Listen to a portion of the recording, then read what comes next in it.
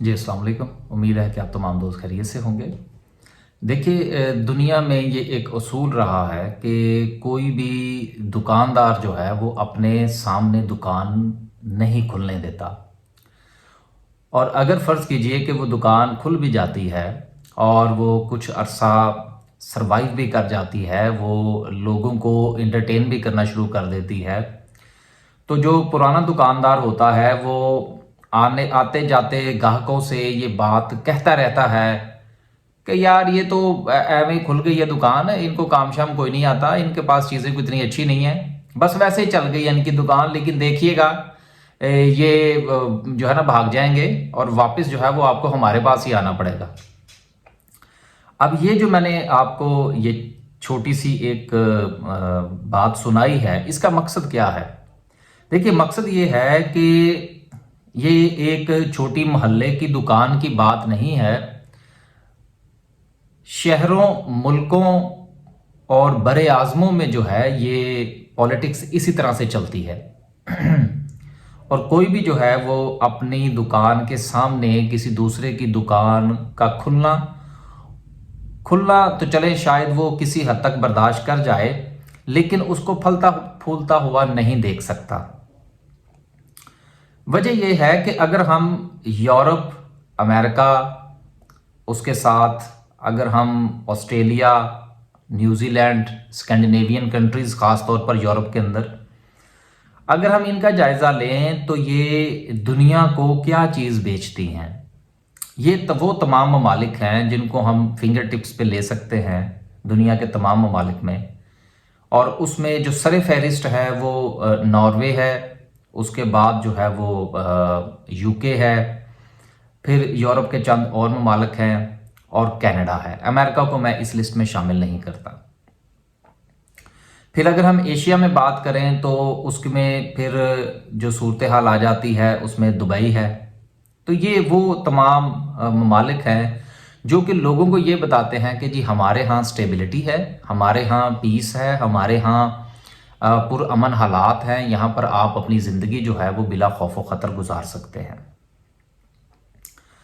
اب ہوتا یہ ہے کہ جس وقت یہ جو بڑے بڑے مگرمچھ ہیں، جب یہ کسی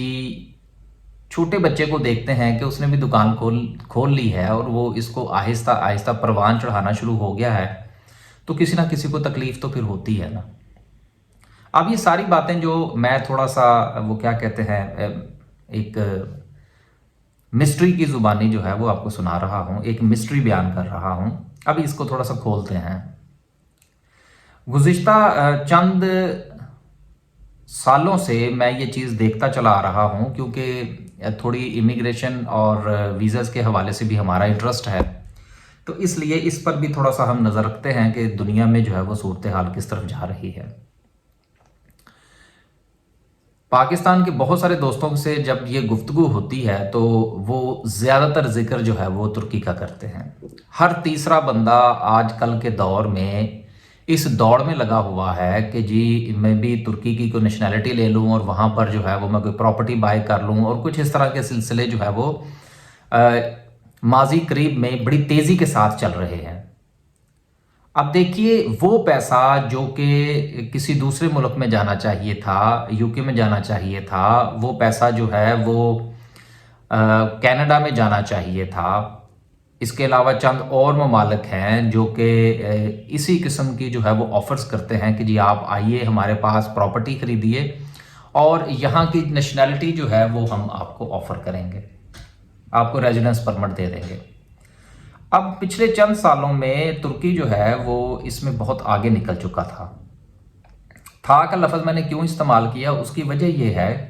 کہ دیکھیے جب کوئی چیز جو ہے وہ کسی کے برابر آنے شروع ہو جاتی ہے تو پھر اس کی ٹانگیں کھینچنا ضروری ہوتی ہیں۔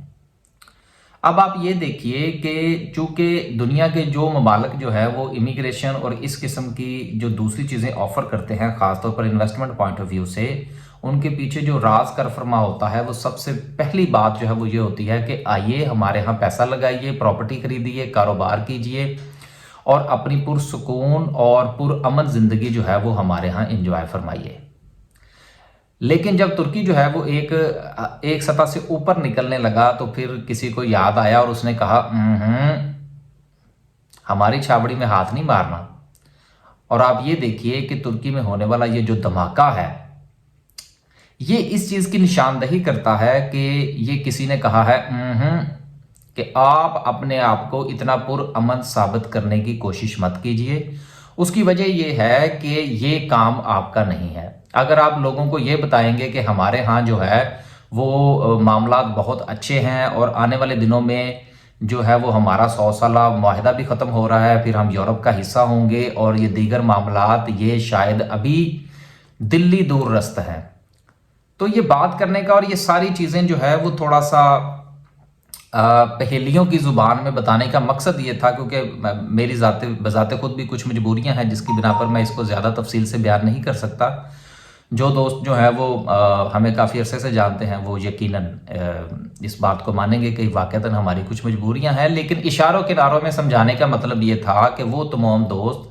جو کہ اس امید پر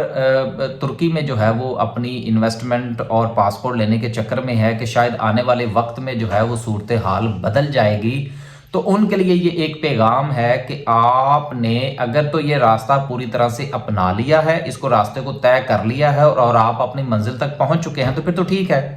لیکن اگر آپ راستے میں ہیں اور ابھی آپ وہاں تک نہیں پہنچے تو بہتر یہ ہے کہ آپ اپنا ڈیسٹینیشن بدل لیجئے،